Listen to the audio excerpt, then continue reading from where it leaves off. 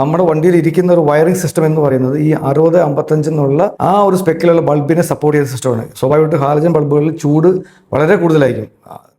നമസ്കാരം, welcome to ആസ്റ്റണൽ car customs. ഞാൻ മുൻപൊരു വീഡിയോയിൽ പറഞ്ഞിരുന്നു നമ്മുടെ ഈ H4 ബൾബുകളെ കുറിച്ച്. അതായത് ഒരു ബൾബിൽ തന്നെ 2 filament, law and high, bright and dim, ഈ ഫിലമെന്റുകൾ ഇൻകോർപ്പറേറ്റ് ചെയ്യുന്ന ബൾബുകളാണ് സാധാരണ നമ്മൾ H4 ബൾബുകൾ എന്ന് പറയുന്നത്.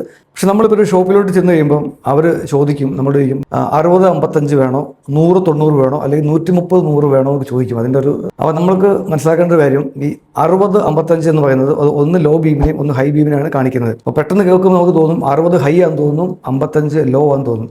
ശരിക്കും അങ്ങനെയല്ല, തിരിച്ചാണ്. സാധാരണ ഇതിൽ വണ്ടിയിൽ ഒറിജിനലായിട്ട് ഫിറ്റ് ചെയ്ത് വരുന്നത്, നമ്മൾ OE ഫിറ്റ്മെന്റ് എന്ന് പറയും, ഒറിജിനൽ എക്യുപ്മെന്റ് ആയിട്ട് വരുന്നത്, അതെപ്പോഴും 60-55 ആയിരിക്കും.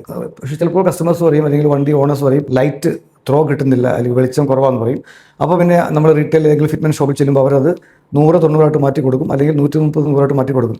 ഇവിടെ ശ്രദ്ധിക്കേണ്ട കാര്യം, നമ്മൾ അങ്ങനെ മാറ്റുമ്പോൾ നമ്മുടെ വണ്ടിയിൽ ഇരിക്കുന്ന ഒരു വയറിംഗ് സിസ്റ്റം എന്ന് പറയുന്നത് ഈ 60-55 എന്നുള്ള ആ ഒരു സ്പെക്കിലുള്ള ബൾബിനെ സപ്പോർട്ട് ചെയ്യുന്ന സിസ്റ്റമാണ്. സ്വാഭാവികമായിട്ട് ഹാലജൻ ബൾബുകളിൽ ചൂട് വളരെ കൂടുതലായിരിക്കും കമ്പയർഡ് ടു നമ്മുടെ ഇപ്പോഴത്തെ LED ബൾബുമായിട്ട് കമ്പയർ ചെയ്യുമ്പോൾ. സ്വാഭാവികമായിട്ടും ഈ 60-55 വയറിംഗ് സിസ്റ്റം നമ്മൾ ഈ ബൾബ് നമ്മൾ അപ്ഗ്രേഡ് ചെയ്യുമ്പോൾ അതിന് ആനുപാതികമായിട്ടുള്ള രീതിയിൽ ടെമ്പറേച്ചർ വിസ്റ്റാൻഡ് ചെയ്യുന്ന ബെറ്റർ ഗേജുള്ള വയറിംഗ് സിസ്റ്റം കൂടെ ആ കൂടെ തന്നെ മാറ്റേണ്ടതായിട്ട് വരും. ഇതൊരു സിമ്പിൾ ഇൻഫർമേഷനാണ്, എല്ലാവർക്കും ഉപകരിക്കുമെന്ന് വിചാരിക്കുന്നു. Thank you.